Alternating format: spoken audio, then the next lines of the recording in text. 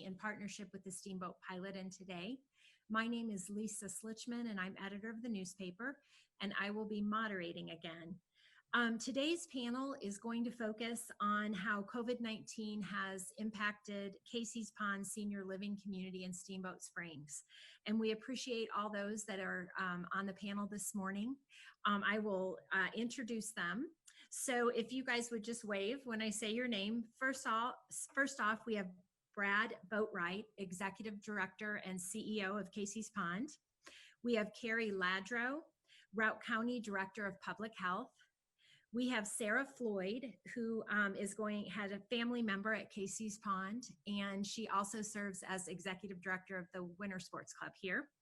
And then Dr. Brian Harrington, Routt County's Public Health Medical Officer, should be joining us in a little while. So let us dive into the questions. And I want to remind people that many of these have been submitted through the city or the newspaper. So we really thank you guys for being willing to answer the questions submitted by the community. So first off, I'd love for you guys to kind of introduce yourself to our audience, telling us about your relationship with Casey's Pond or your role with the senior living community. So Brad, why don't you introduce yourself first? Good morning, and I'd like to thank everybody for joining from the community as well as our panelists. I am Brad Boatright, Executive Director at Casey's Pond, and I have been with Casey's Pond for about 4.5 years now. And ultimately, my responsibility is all of the operations throughout Casey's Pond, including the Doak Walker House, the Grove and Harbor Assisted Living, and Veranda Independent Living. Thank you, Brad. Kari, please introduce yourself again to our audience.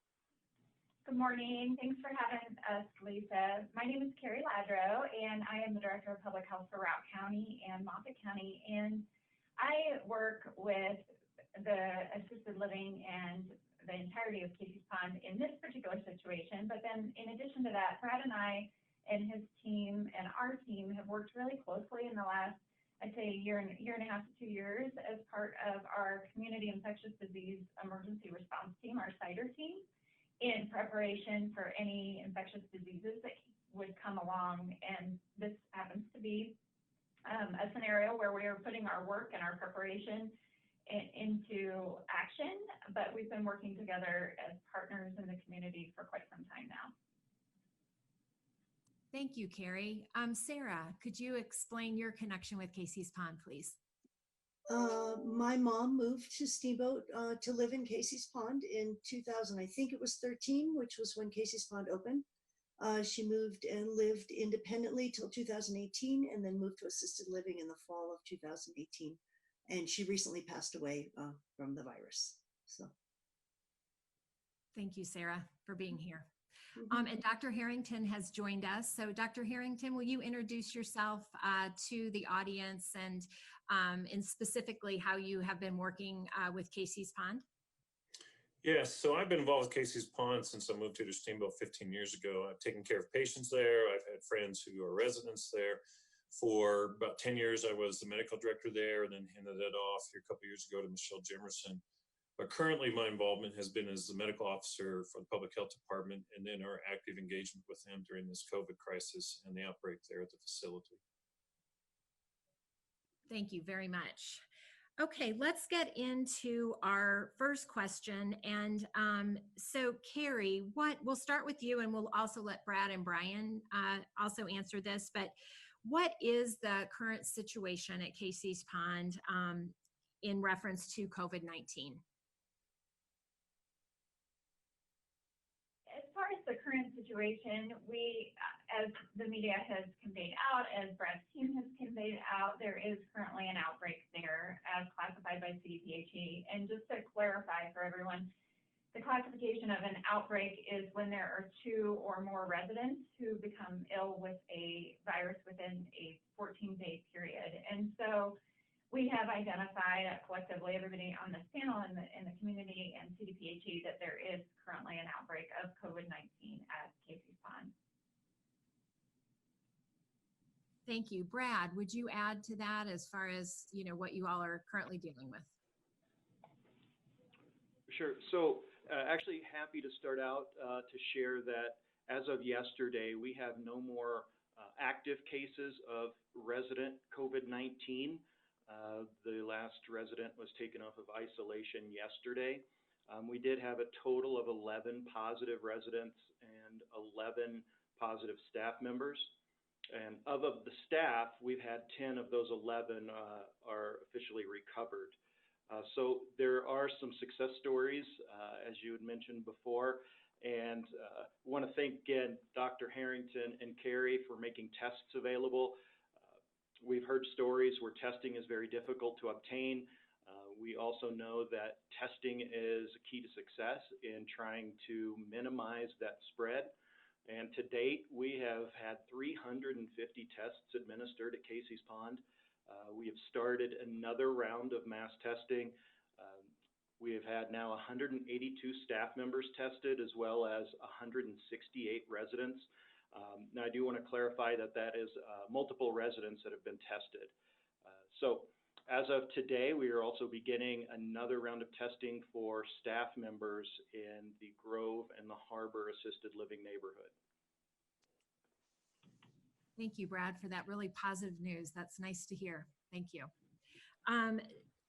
Dr. Harrington, would you add anything to that about the facility and COVID-19? Yes, I believe that our experience here with the COVID-19 outbreak at Casey's Pond has been unique in the state. And we can discuss a little bit later, I know, about kind of what's gone on statewide, nationwide, and in the world with long-term care facilities and all. But we have a community here where the people who staff it care about it, and our greater community cares about the residents. They're real people. This is a real thing. When we had our first case detected on March 25th, that was a staff member. Kari Ladrow made a decision that I think was instrumental in the course of what's happened here, because we've seen cases where they've had 20 plus residents die. They've had almost the entire residents and staff of facility turn positive. Back on the 25th, when we had this case, Kari Ladrow made a decision that we're going to test with what supplies we have. We're going to test as many people there as we could. And so we've done that now in 3 waves, and we're getting ready to do another wave of testing there. During each of those waves, we've identified asymptomatic people, both staff and residents. And that's combined with the other symptomatic people that we've picked up. I've got to believe that's made a difference overall in this. And we have been committed to that facility along the way with providing supplies, and we'll probably talk about that a little bit later. But there's been an effort since March 25th to contain this, to develop and make sure we're practicing the right measures over there to try to reduce the risk of transmission, and along the way to care for these people as real people and members of our community. So that status continues today. Where's my wood to knock on here, but we haven't had a new positive case now in quite some time. Our last death was May 4th. I'm starting to get a little cautious optimism that maybe we've broken the chain, and maybe now we're going to start to see a continued period without new cases there. So that's my wish. That's where we are right now. And that kind of leads the next question I was going to ask, and Brad kind of really answered it, but maybe Kari, if you want to kind of again give us an update on, people are again would like to know the number of tests, the number of positive tests, hospitalizations, and the deaths at Casey's Pond. And then the follow-up question is, and Dr. Harrington, mentioned it, but are we kind of over the peak of cases, do you think, at Casey's Pond? So Kari, do you want to reiterate those numbers for us again? Sure, I'd be happy to. As Dr. Harrington mentioned, we're pretty aggressive with the testing supplies that we did have, and the public health nurses went in right away when we had that first case. And so the total number of tests that have been done are 353 total tests. And we continue to have Casey's Pond, but then also other vulnerable populations, which we'll talk about soon, on our radar for really monitoring and surveillance.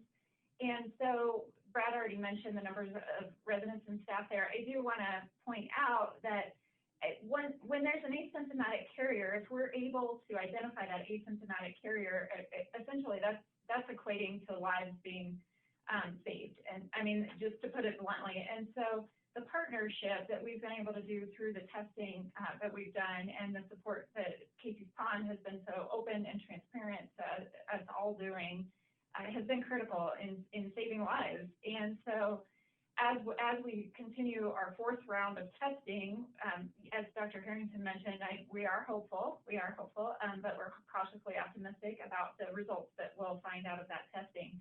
But we will continue. I just want to reassure the community, and I know Brad, Dr. Harrington, our team feels solid in that this is a priority for us, and we're going to continue to battle this virus in Casey's Pond, and we are committed to that. So as far as hospitalizations, I'll let Dr. Harrington speak a little bit about the procedure for hospitalizations and that piece of it. But as far as deaths, I want to extend condolences to the families of those who have been lost from Casey's Pond. Obviously, it's a terrible virus, and it's terrible for this to be going on in our community and throughout our nation and the world.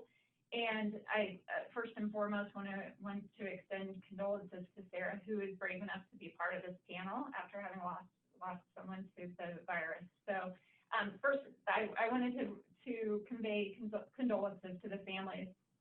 We have had 5 deaths in Casey's Pond and 1 probable death, and that was after the fact. CDPHE took a look at the case, did a case review, and determined that other death. And again, this is the person who was lost. So the person who was lost who contracted the virus would be the 6th person on that list. Dr. Harrington, do you want to talk a little bit about the hospitalization rate? Yeah, and so just to kind of review the numbers, we've had 10 staff turn up positive and 10 residents turn up positive, or I should say were positive and 2 are probables. If you look at our county, we're at 59 or so cases now. So a third of our county's cases have come from Casey's Pond. We do have 6 deaths, as we mentioned, all attributed to residents of Casey's Pond. The risk we have in this pandemic, not risk, it's just the reality. We talk about 70,000 deaths in the United States. We talk about 6 deaths here. We talk about numbers, but these are real people. And each of these 6 people who passed away have a story of a life full of family, friends, and activities right up to the end, including activities that were done at Casey's Pond with their staff to continue treating these people as human beings with their own individual story. There's a number associated with all these things, but there's also a real story of human beings and their families. Yes, thanks for reminding us of that. Again, back to Kari and Brian, just to lay some ground work on here. What is the state doing to support Casey's Pond during this time period? And you did mention this, do you feel that Casey's Pond is unique in the state as compared to other, retirement community settings such as Casey's Pond? Let's go with Brian first. Well, on the macro level, we know that nationally and in other countries, deaths in our long-term care facilities represent a large proportion of deaths. I mean, that's in some states that represents over half their deaths. I've seen articles talking about Canada, some of their provinces, that makes up the vast majority of their deaths. We've known that these are high-risk, vulnerable populations.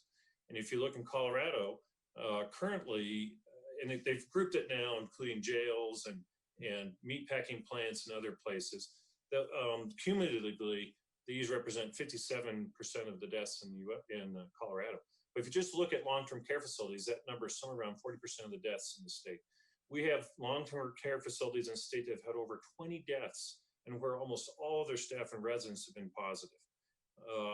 So to that degree, Casey's Pond is not unique. In fact, they're pretty typical of the fact that these facilities have been a high-risk situation throughout the state. But clearly, we've seen throughout the state nursing home, like Centennial Nursing Home down in Golden, Colorado, they've had 23 deaths. Every death is tragic, but it's just compounded by that. So I think that we've faced something that's around. It's not just us, but I would like to think that our efforts here have been a humane effort and that we've made a difference. Thank you. And Kari, is there anything you would add to that? I would just add that in the state of Colorado, as of yesterday, there are 192 outbreaks at long-term nursing facilities. And so that's a substantial amount. And it kind of ties to the role of the state and what the resources that they are able to offer with that volume. We have, and Brad maybe can speak to more of the CDPHE relationship with Casey's Pond, but I feel as though we have been effective in handling this at the local level with our local resources and connections, and really partnering several different agencies together in order to charge full steam ahead on fighting this pandemic. Thank you. And Brad, is there anything you would add about state resources that you all have received or support?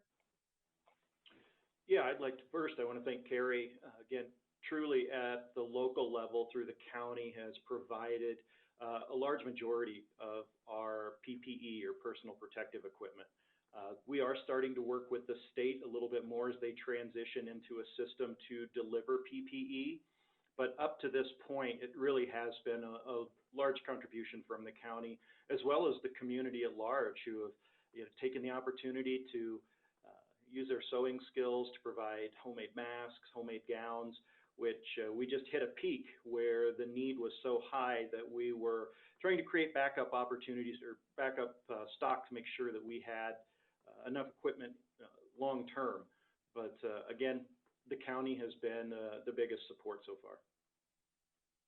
Okay, Brad, next, this is for you. How has COVID-19 impacted day-to-day operations, and what is being done at the facility to stop the spread of COVID-19? Sure. Well, we are now almost to 2 months where we have been on a restricted status. So we've had very few visitors. So it is limited to end-of-life visitation or necessary visitations. So it has really been quiet. We are now testing every person that comes into the community. They go through a screening process. We take their temperature. We ask questions on travel, symptoms, places they've been. If anybody has any type of physical symptom or concern about illness, they're asked to return home. We do not let anybody continue to work even if they have just a little sniffle or a little cough. We also screen all the residents. So if residents go out into, even just into the courtyard area, if they've been gone longer than 30 minutes, we take their temperature, record questions for them. Also, we monitor throughout the day with staff members. We check in with staff members to see if they've developed any type of symptoms. For residents, we take their temperature twice a day and record vital signs. So there's active monitoring and not a reactive response. Everything, if anybody out there is a family member, they understand if they've tried to make any visits or drop anything off. We have a 24-hour waiting period before delivery. We also sanitize everything that comes into the community. Deliveries are delayed 24 hours to make sure that they've been cleaned on any surfaces. So it really has just changed everything about life in the community. And we continue, again, we continue to look at this being ongoing in the future, indefinitely, to ensure that we don't pull back efforts and let this start again or actually take a step backwards. Thank you. You answered my follow-up question. I was going to ask you if some of that was going to be permanent, so thank you. Sarah, yeah, go ahead.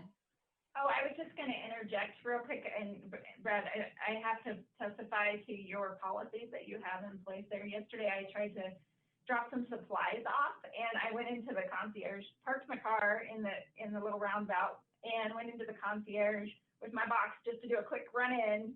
And the very gracious lady there said, I need to take your temperature, I need to write down your name. And I said, well, I'm the public health director, I'm well aware of these precautions, and believe me, I know my temperature. And I tried to kind of just do a real quick buzz in, and she was chasing me around with that frontal thermometer. So I would say that is definitely a process that is hardwired. So testimony to you guys that you're doing a great job with that. Thank you, Kari. Sarah, can you tell us about your experience and your family's experience with Casey's Pond during COVID-19 and even before? Sure. Well, my mom moved in when Casey's Pond opened, and she was quite proud of being part of that first class. And Casey's has always been welcoming to all of us, encouraged us to visit, encouraged activities and meeting with all the people, getting to know each other and developing good friendships and things like that. So when this all came down, and I think the last time my mom came to our house for dinner on Sunday was March 8th, I think.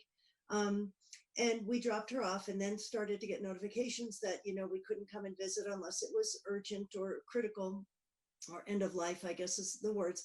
But I have to tell you that, so that was tricky for us to not be in and out. And for my mom not to be able to leave, that was hard for her. And my mom had dementia, so it was hard for her to understand what was going on. Whenever I talked to her, she'd say, I don't understand, there's nothing going on. We are not having gatherings. And, I'd say, well, it's a virus. And she'd say, well, no one's told me. So that was just her level of cognition at that point. But, the staff, my mom was frequent, and Brad would know this, she would go to the front desk and ask for activities, what activity was next, often every couple of minutes. Toward her latter months, but they'd get me on the phone and we would talk, or they would help me FaceTime with her and get her set up, or make sure her phone was charged so that she could carry it around with her so that my siblings could talk to her. As I said, we FaceTimed a few times. We got regular communication either through the website or through a text messaging system that would update us to what was going on.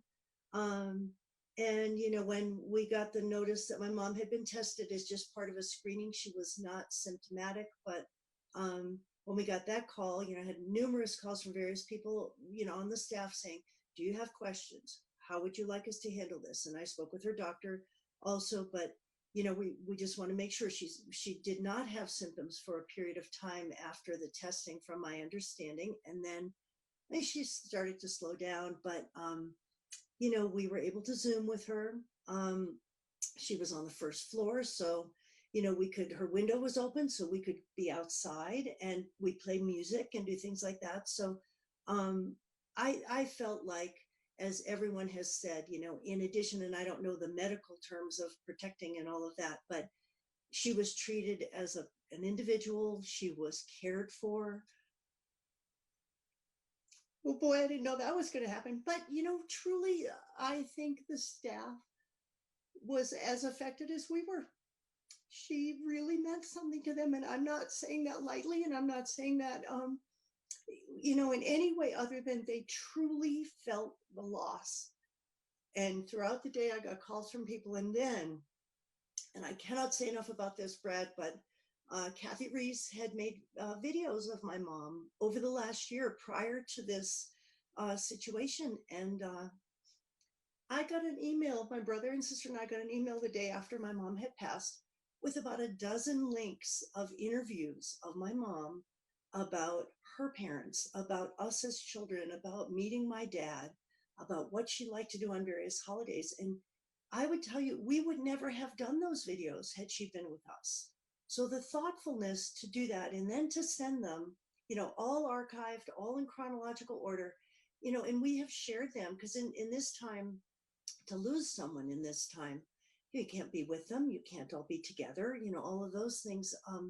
We've had those videos, and I cannot say enough about how important that was for us, but truly the care that she got. She was in her own apartment, in her beautiful, with all of her things. And I felt like people were checking in on her regularly and giving me reports, whether it was via text. Some of the nurses and all are people that I've known in the community for a long time, but they truly cared for her. And it was unfortunate, but she was the candidate. She was mobile. She loved to walk around. She loved to talk to people. She loved to touch everything. She loved to fix every pillow in that room and make sure it was just right. She would straighten the drapes. She would trim the flowers. She would pick up people's dishes. And this environment for her to not be social was very difficult. And it was not worth fighting her to keep her in a room when she wanted to be out. So there was risk there, but everyone did everything they could to keep her healthy and safe and protected. And then when it did come on, they did everything they could to care for her and love her and be with her. So we could not be more grateful. I cannot imagine an environment that could have been any better under these circumstances. And you know, that's I'm speaking for myself and the rest of our family. We could not be more grateful. So thank you. Thank you, Sarah, for sharing. Let's see, Kari and Brian, and you mentioned this, but maybe with a little more detail. How have you been working directly with Casey's Pond? Kari, you want to start on that? Sure, I'd be happy to. As far as from the county perspective, from all of our perspective over here, we have been really through the vulnerable populations task force reaching out to not just to Casey's Pond, but to other populations where we see great risk.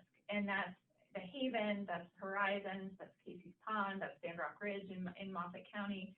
Through the vulnerable populations task force, we have been able to, as Brad mentioned, to do some support for PPE and then again back to the testing. We also, so as this was evolving and even early March, February, we were getting information from the CDC and CDPHE about how this was impacting, how the virus was impacting vulnerable populations throughout the world. And so as that information was coming through, we were partnering with Brad and with his team, and he was doing a great job on the preparedness efforts over there on his end as well.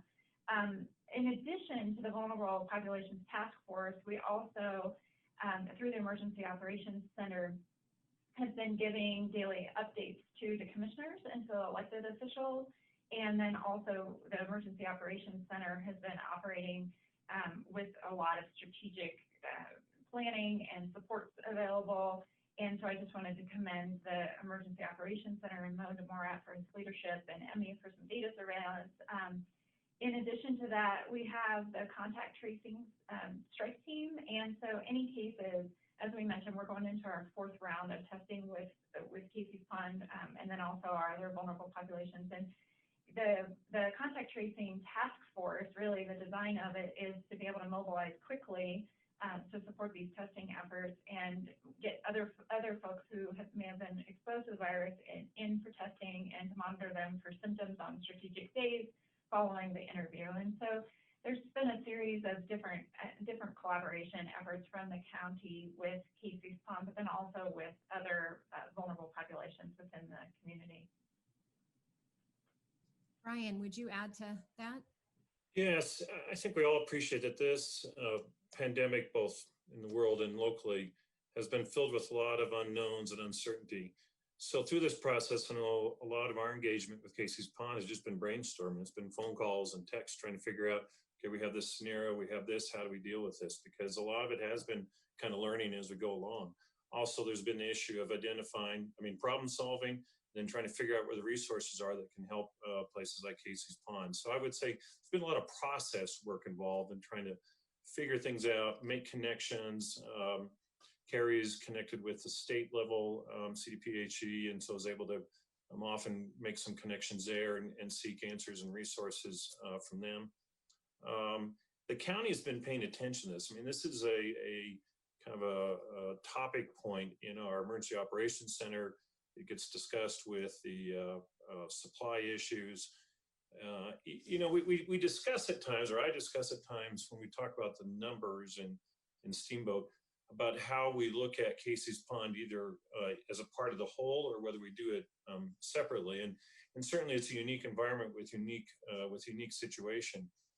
And so I think it's worthwhile to consider both Casey's Pond individually, but we must continue to look at it as a whole in our community. And that's what the county does, and that's what the Board of Health does when they're looking at our information, is trying to assess the risk to all of the people in our community. And I can say that the commissioners do often express concern for our most vulnerable people in our community, and in particular residents of Casey's Pond. So there's an attention that's been given to Casey's Pond, and a process that's been ongoing from the beginning to try to problem solve together and figure out the right thing to do for the people and staff that are at Casey's Pond. Thank you, Brian.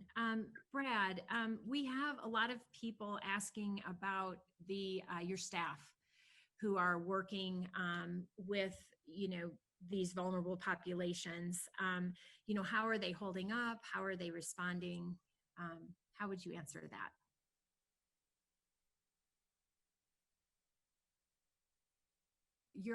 Brad, you're on mute. Well, apologize for that. I just cannot say enough about our staff and how they have responded. There were real concerns about, what does this mean with people who have a real fear factor? I mean, these just regular, everyday people, we all share the same anxieties. They don't go away once we walk in the door. But it is amazing that our staff has been able to show that confidence and their comfort level of being here to maintain their relationships with the residents. So they put on a really good outer strength, really, to make sure that residents feel comfortable and confident. And we've not had staff leave or resign because of concerns. They're all coming here, and it's a personal challenge. And it's because our staff, they have relationships. It's just like Sarah said, you couldn't fathom having a type of heart to walk away from a resident in a time when they have such need. You wouldn't have been here at Casey's Pond if that is the type of person you were. So they're just demonstrating on another level of their commitment and what it means at Casey's Pond. And it's just been critical for us as a leadership team to make sure that they have all the supports in place to continue that. It's emotionally draining for a community member as a whole, just on their own daily life, to maintain, the strength to get through some of these scares and this emotion. However, they have just responded in a way that we know they have to have supports to maintain that high level of energy and ability to sustain themselves through the emotion. And that's really the focus now, is making sure that they have all the resources they need emotionally, economically. We're just here to support them. And I'll tell you, there just aren't enough words to say what this team is doing right now. You can't understand it until you witness it. Lisa? Yes. I think it's important for the community to appreciate the nature of what goes on with staff at Casey's Pond. By definition, most of these staff are in an intimate way with patients, where they're helping them transfer from the bed to chairs. They're helping them with toiletry. They're assisting with feeding.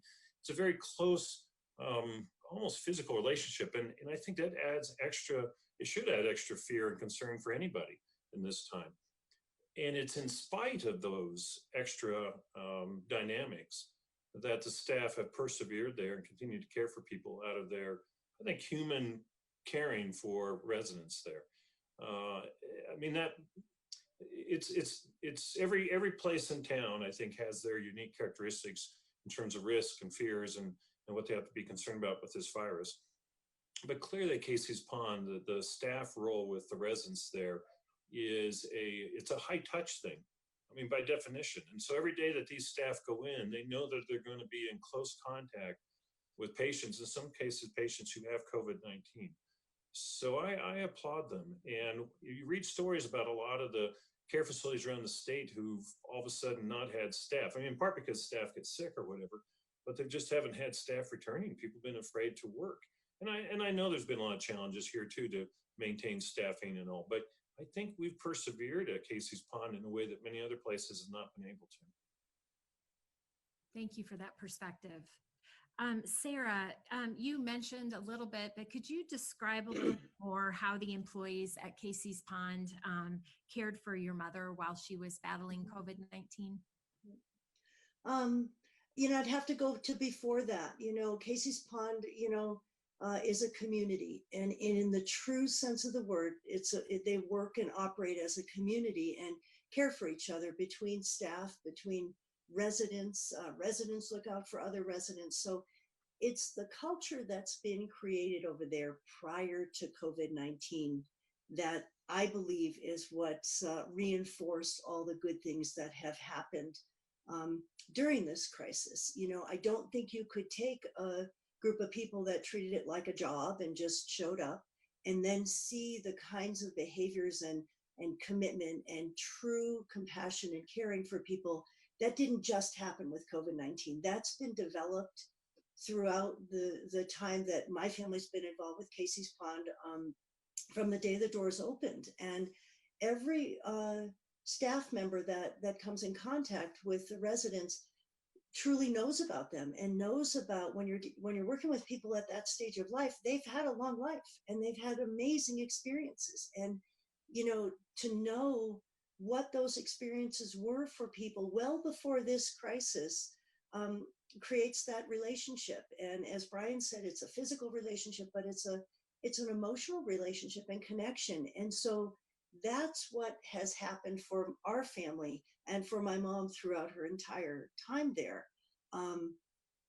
So when this happened, it only brought people closer. I'm sure, and I'm speaking from the outside, but I'm sure there were difficulties and challenges and all, but that culture is what created the level of caring and compassion that we experienced, and that I believe the residents experience in all aspects of Casey's Pond, because the staff truly is there to care for people and get to know them. So never before or during did we feel like my mom was just another person over there. She was Janet, and she had her highs and lows and her strengths and weaknesses and all of her characteristics that made her who she was. And that's what makes the difference when it did get difficult, but they cared. I knew that there were people there with her because we couldn't be with her. And in any other scenario, the two biggest things, my siblings would have been here in a minute and they couldn't come. So you never think you'll do that without them with you. But also, I would have moved in, I'd have stayed there, but we couldn't do that. But I knew, okay, get it together. I knew that there were people there that were not just tending to her, but were showing love to her. And that was because of the culture that has been created over there. So again, like Brad said, I cannot say enough for the workers and what they have done. And I don't view them as workers. They are friends of our family. So very, very fortunate. And, we're fortunate to have Casey's Pond. We all talk about our community. Casey's Pond is just another smaller community, another part of Steamboat with its own community. And, I know Brian and I have known each other for a long, long time. Brian's cared for my mom over the years.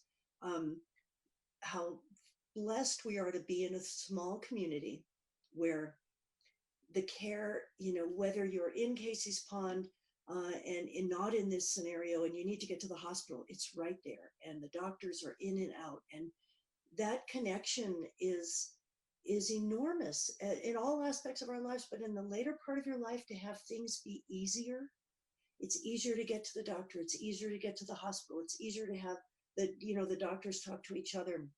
Those things are significant. And as I said, Casey's Pond staff has been remarkable, but our community as a whole my mom moved here at 87, maybe, 87. She lived in New England all of those other years, she felt welcomed to the community. She felt welcomed to Casey's Pond. She got to know people at church and at the library and so forth. And truly in a 7-year period, felt like a member of the community. A lot of that was fostered by Casey's Pond and the culture there. So very grateful. Can't say enough about the people and what they're doing now. So thank you. Thank you so much, Sarah, for sharing. Brad, can you tell us how COVID-19 has impacted the day-to-day life of the residents at Casey's Pond and how they are coping? Sure. I don't know if you would see much difference than what we've seen in the greater community for efforts.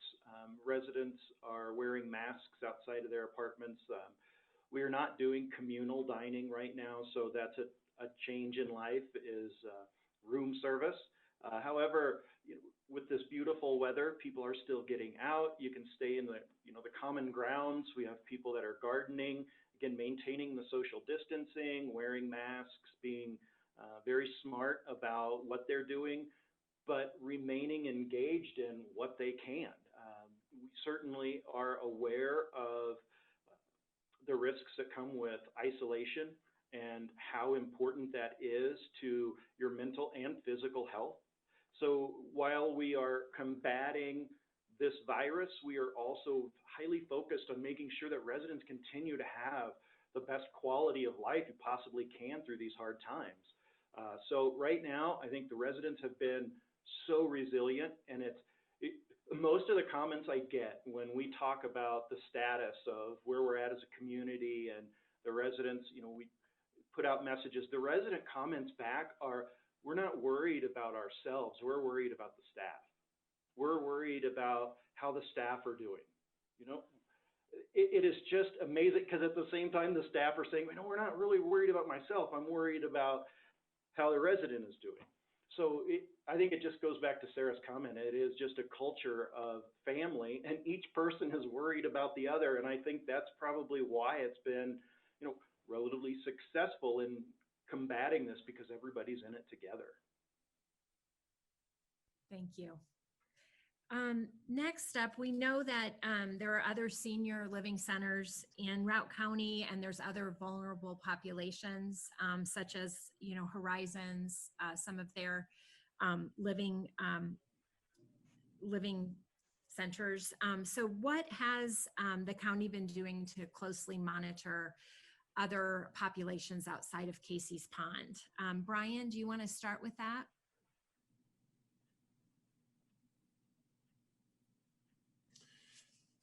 Yes, early in the course of this pandemic locally, we realized that one of our areas of focus was going to be vulnerable populations. And that's a public health approach, but it made sense from what the virus was doing.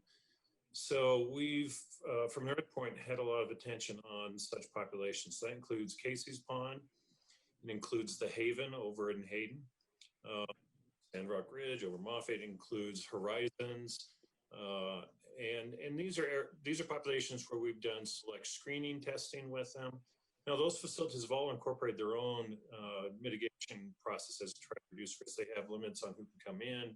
They've changed their activities and so forth. So they're doing their own local activities to try to reduce the risk of getting the virus in their community. And then we've done our part to try to make sure they have the resources and the information available to do the best they can to reduce that. So we've done testing in each of those communities, and I'll let Kari speak to that.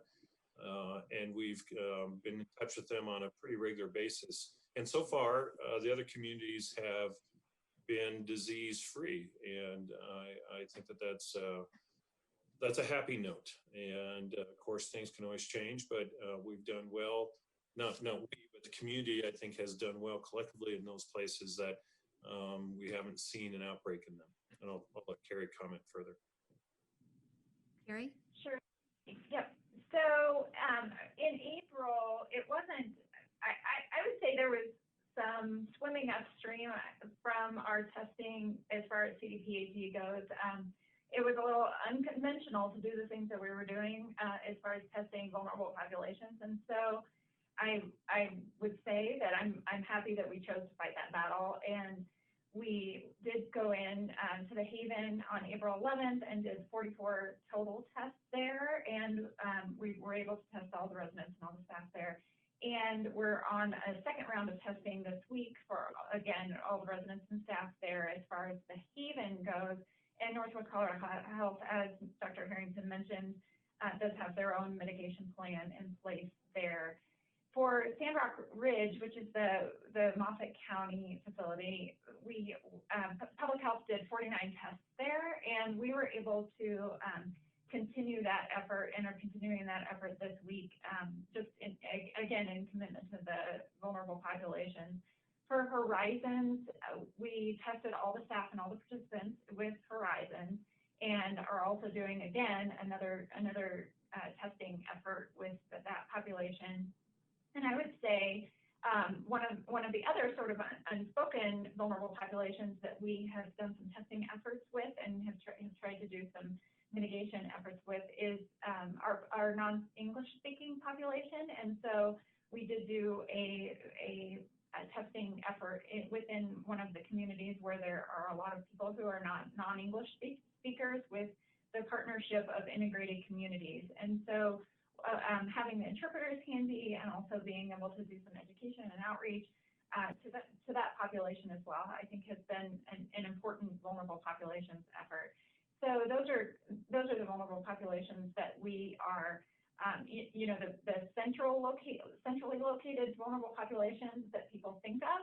In addition to that, though, obviously there are senior living apartments, there are other community-based residencies for people who are at risk, and that those particular areas are really on the radar of the Vulnerable Populations Task Force. And so they're making sure that there's education that's distributed, if there are mask needs. I know that United Way has just done an outstanding job with sewing and getting resources together for masks for the community. And so that partnership has been really important in making sure that some of the other vulnerable populations with the community are cared for. But as far as the actual facilities, yes, we have a testing strategy in place and have been working on making sure those vulnerable populations are cared for.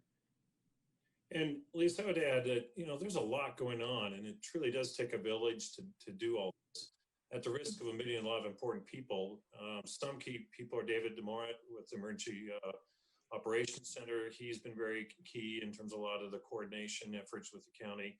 We have our county public health nurse, Michelle Lewis. So a lot of communications go through her, and she takes care of a lot of activities. We're blessed to have Jenny Campbell, who has an epidemiology background and has been a lead on our vulnerable populations task force. I mean, we can go on and on. There's just been a large effort to deal with all of these issues, and I think it makes a difference. And I applaud all the people who've been engaged both with Casey's Pond and with our other vulnerable communities or populations in our community. Thank you for pointing that out. So we're down to a couple of last questions. I personally, and I think many people, I've been getting through all of this by searching for silver linings because they're there if we look for them. And so I want to give you guys each an opportunity to maybe share a silver lining that you have seen in regard to Casey's Pond in the middle of this pandemic, especially since they have been hard hit. So Brad, let's start with you. Well, I would like to go back again to the community support of the greater area. I mean, there are always concerns about how this could be perceived. A nursing home, and we have deaths. What are they doing? We didn't see that. We had messages and an outpouring of support, comments through Facebook, people calling us directly, emails. What can we do? Make sure the team knows they're doing a great job. People are sending flowers, they're sending gifts to the staff members. It has just been something beyond what we could have imagined in a response. So we hope that this just continues to grow, and I can't tell you what it has meant to our staff members who see that community support, and it's just emboldened them even more. And I think that's the biggest silver lining we probably see right now, is just the way the communities come together. Thank you, Brad. Sarah, what silver linings have you seen? Similar to what Brad is saying, but I think it's recognition and awareness of the work that's going on over at Casey's Pond. And we've talked about, loving and caring and compassion, but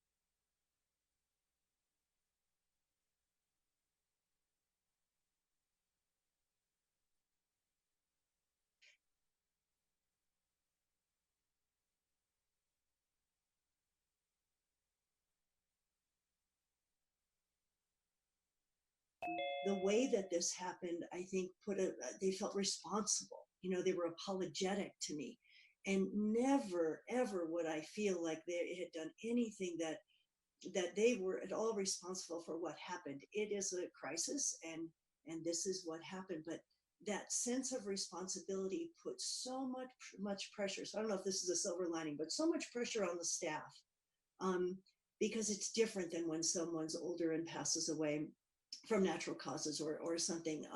So I think it's that recognition for what people are putting out every day at Casey's Pond and at other senior living, facilities, that it's not only physically hard work and it's demanding, but it really takes your love and compassion and works you hard. So I think that there's an awareness that's important, that it's not just a beautiful building over there where everything's wonderful. It's a beautiful building where people are working hard to make people's lives better at that stage. So that would be my thought. Just an awareness. Thank you, Sarah. Mm-hmm. Kari, what silver linings may have you seen?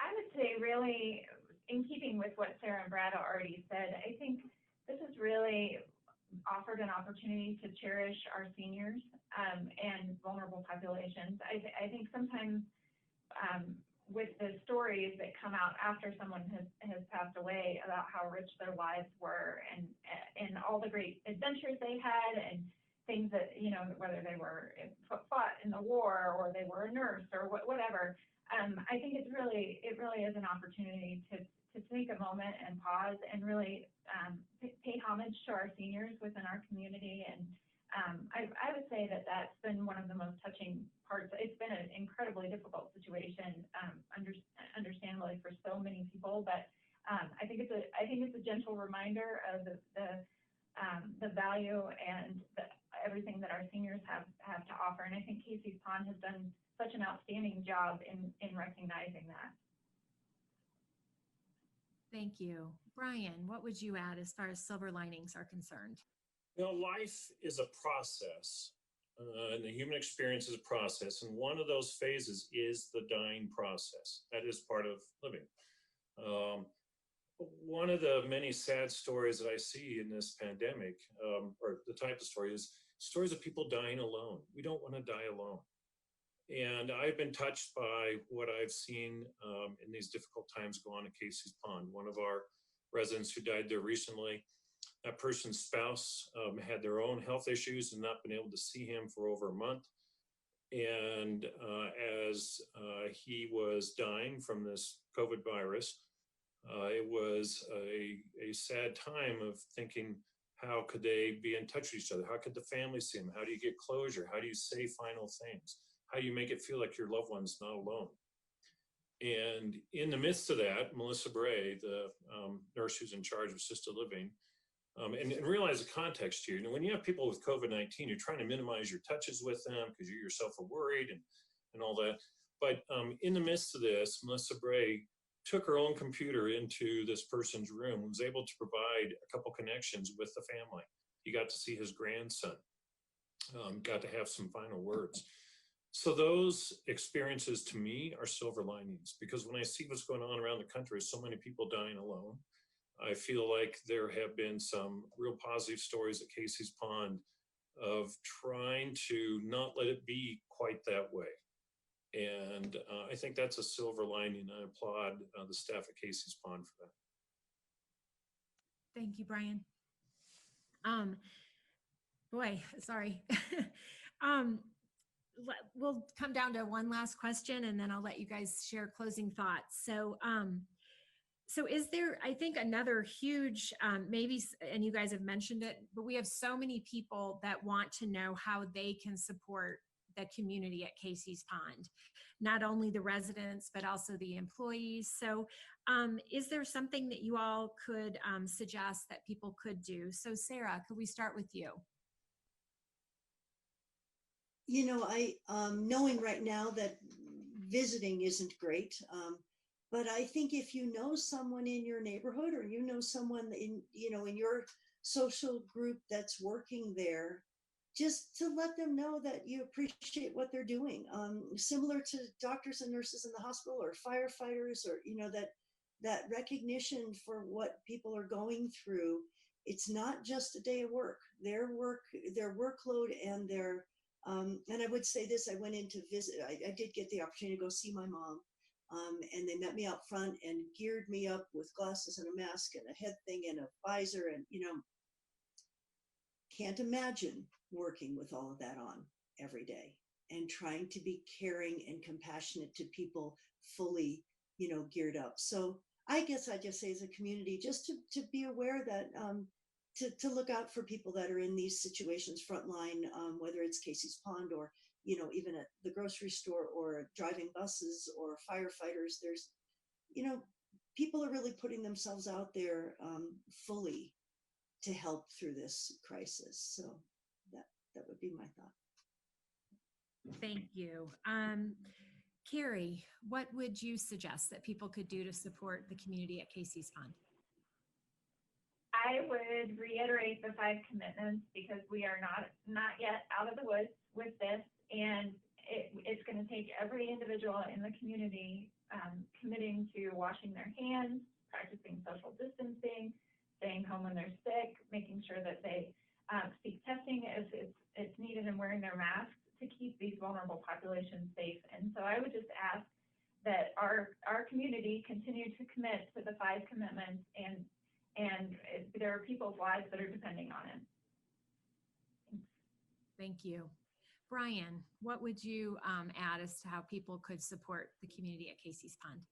Yeah, so I would embrace togetherness, almost related to my last point.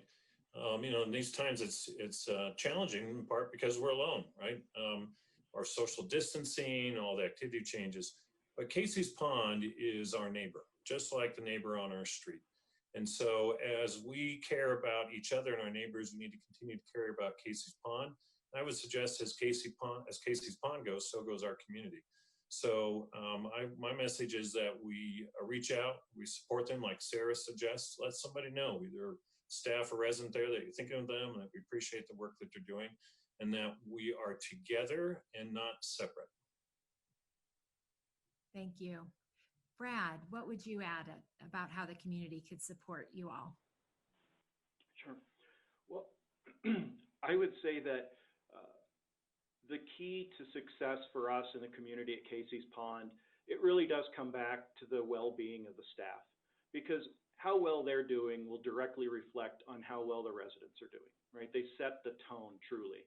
And it's the words of support and the visuals that you will see. I mean, we have signs around town now where people are putting up that they support the team. I would just encourage more of this, and however you can get messages out, we make sure that the staff get those messages. So whether it be Facebook, whether it be signs that are brought out to the grounds at Casey's Pond, so when they look out the window, they see that it's not just a message that we're putting out. This is the real community coming together to take action, and it's more than words. They've taken the time to come out and put something in front of the team to say, we really are behind you. So I would suggest that in any type of way that you can reach out and just make sure that the staff get that message. There are businesses that have been successful with this: Blue Sage Pizza, Cruisers, Freshies. They've all come together and they're providing food for the team. And food's always a winner, I will tell you. People have been making financial donations. We have a resident-led appreciation fund for our staff that was established by a board member. People are contributing to that, so it goes right back to the staff members. There are just so many ways. I would just ask that something that shows action, and if you can put some messages out there, it goes a long way. That's great. I had a message on my voicemail this morning from one of the residents who called and said someone had done a great chalk drawing for Happy Mother's Day outside of her window, and just really special. So people are doing some really great things. So yeah, I guess we're down at the end. So I'd like to give you guys just an opportunity to say something in closing, something that maybe you didn't get to say, and answering questions. So Brad, let's begin with you. I feel like I've underlined the point, so I won't keep going, but truly the community support, it's changed the vibe, it's changed the feeling, and I think it's something that will forever change Casey's Pond as a community. We will have something that we're proud of, and we'll also mourn this time. We've had residents pass and they were family members, and as we get through this, I think we'll look back on this as a time that we really looked at how we come together, but also, again, recognize the lives that were here and their stories. And again, I think there are a lot of silver linings, and I'd like to just thank everybody in the community who's brought that side to it. Thank you, Brad. Sarah, what would you add in closing? You know, I think I've said everything, but we're grateful. You know, we're really grateful for the Casey's Pond community and the Steamboat community. And I think that this pandemic is a bit of a reset for everyone.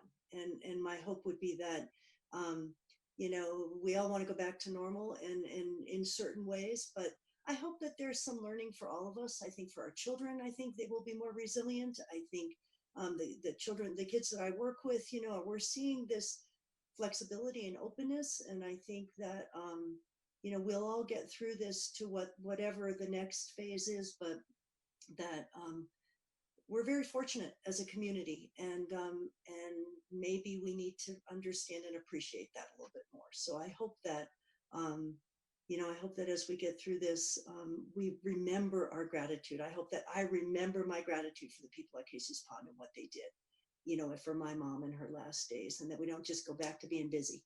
So that's my hope for all of us, is that we take something positive away from this and we learn from it, and that we're a better community, you know, on the other side of this. So, but thank you, Brad, and your staff. Can't say enough. You know that. So we're grateful. Thank you, Sarah. Kari, what would you like to say in closing? I would just like to thank everybody in the community for their support of the health department, of the county, of Casey's Pond, of working together as a community. I think that this is an opportunity to show resilience and strength, and it's taking that at an individual level and at a community level, and it's proven that we can do it, that we're strong enough and we're resilient enough to get through this. So I just want to thank everybody that's watching, and you, Lisa, for facilitating these conversations. And I hope that as we continue to move through these panels, we're progressing through the recovery phase of this, and we will get through this. Thank you, Kari. And Brian, we'll let you close. I'm not going to say much. I'm going to ask Sarah and Brad, could you each just give a couple sentences about the 6 people who've passed away? I'd like us to kind of end remembering them as people. Who were they?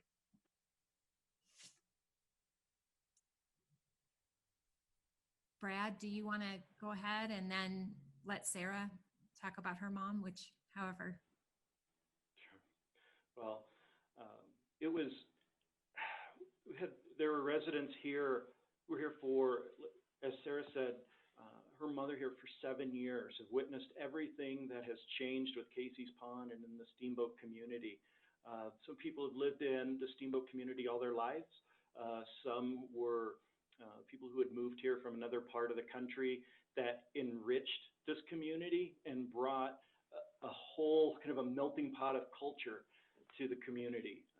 Experiences, whether that be an NFL football player and coach, to somebody who's passionate about skiing and was there to encourage the kids that would come in and talk about what it was like, you know, when they were seeing, you know, the skiing develop and everything here. And then it has just been an amazing experience with them.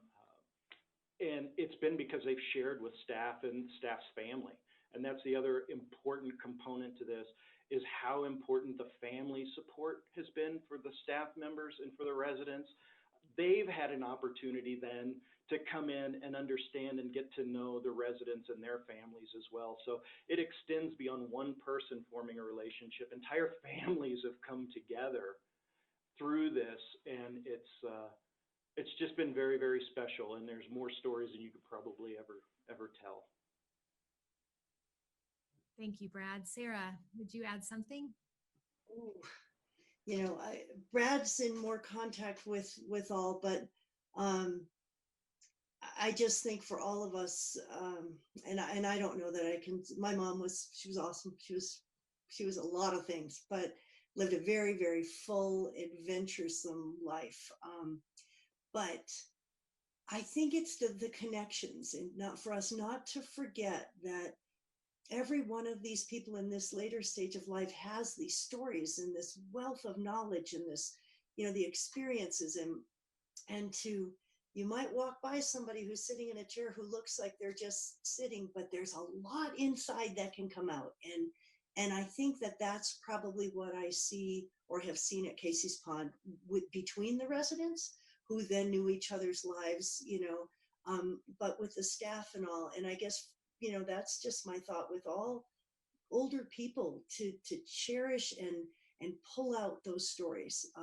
And I can't say enough about this video project that I don't know if Kathy Reese did it for many, or my mom was one that always wanted to do anything you offered to her. So she may have had more videos than anyone else at Casey's Pond, but they're absolutely priceless questions that were asked that detailed her life. And I think for those of us with older people in our lives, it's very, very worth doing. But to just keep asking them to tell the stories, even if it's the same story again and again and again, just to really kind of keep that going is important. And all the people that I met over the years over there, the residents were delightful in their stories and exciting and interested in what was happening in the world today. So that's just my take. So thank you all. Thank you all so much for being a part of this panel, and thank you for not only sharing facts, but sharing from your heart and being so sincere. And I do think I like how Dr. Harrington ended it, because I think it's important. We're so focused on numbers and statistics, but I think we always need to remember that there's lives behind those numbers that are worth knowing and represent a loss to someone. So it makes us need to be personally responsible for how we impact other people's lives during this time. So again, thank you. And we will be having another panel on Friday. That panel, we are going to be inviting some of our local seniors from high school to come and share how they're dealing with this very different time. So hopefully you guys will tune in, because I think that will give us a totally different perspective as well. So again, thank you. Continue to send your questions to covid@steamboatsprings.net or to news@steamboatpilot.com. And again, thank you to everyone who joined us this morning. And again, thank each one on the panel for sharing. I know this was very impactful to me. So I